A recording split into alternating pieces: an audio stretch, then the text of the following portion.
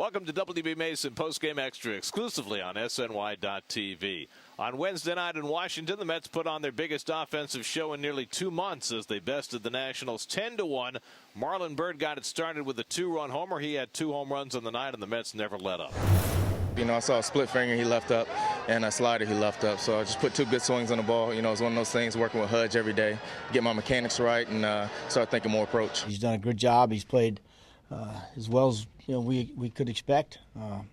He's come in and lately the power numbers have really picked up. So that's been a plus. Went down to Mexico, played every single day, came in, tried to make a team. Wasn't thinking I'm going to be a starter. I'm a 4th outfielder. And, TC knows he can put me in there whenever he needs, and I'm always ready. It was a great game for them offensively. David Wright with a home run. You caught Marlon Byrd with 2 home runs, 3 runs scored. Recker had a couple of hits. Lagares had 3 hits. So just a really successful night. Dillon Gee, even the pitcher, drove in a run. But it was Dillon Gee's performance on the mound that was fantastic. 7 innings, 9 hits, only gave up a run, and that came in the first inning. 1 walk and 7 strikeouts. A lot of those innings were big for me. It seemed like there was guys on base all night long. But, yeah, especially that first inning, gave up 1. Like I said, I just try to maintain the aggressiveness and just keep pitching, not get down, and just keep attacking. I mean, this guy, like I said 2 years ago, this guy won 14 games. He's a good pitcher in this league. And, last year suffering the injury that he had and coming off the surgery, I wasn't sure what we were going to get. It really wasn't. And as I've said, I've had, a pitcher in the past that's had that kind of an arm operation and really never bounced back from it. So to have Dillon look like he's back in a groove is, I think, a real big plus for us. It can't be satisfied. I got to continue to do it.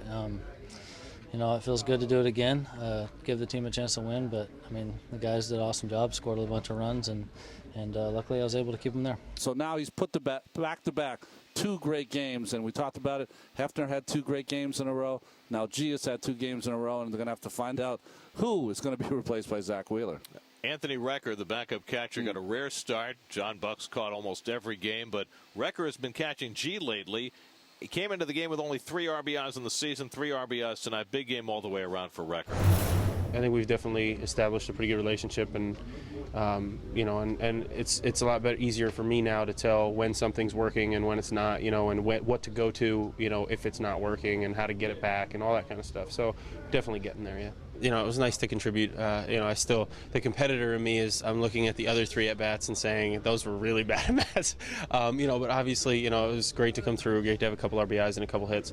But more importantly, it's just great to get a win, especially when you don't play very much. And I just want to come in there and do whatever I can to help the team win, and luckily it's been enough the last 2 innings. You got to feel good about what he did, because he's a guy that never plays. He doesn't get a lot of at-bats, but he's kept ready. And every time he's come into the game, he's done something positive. And tonight, more than his fair share. So the Mets even up the series at a game apiece, snap a 4-game losing streak. Rubber game of the series on Thursday night. Sean Markham goes for the Mets, Gio Gonzalez for the Nats. Our coverage begins with Cadillac first pitch on SNY on Thursday at 6 o'clock. That'll do it for WB Mason Postgame Extra. Be sure to join us after every game for exclusive coverage on SNY.TV.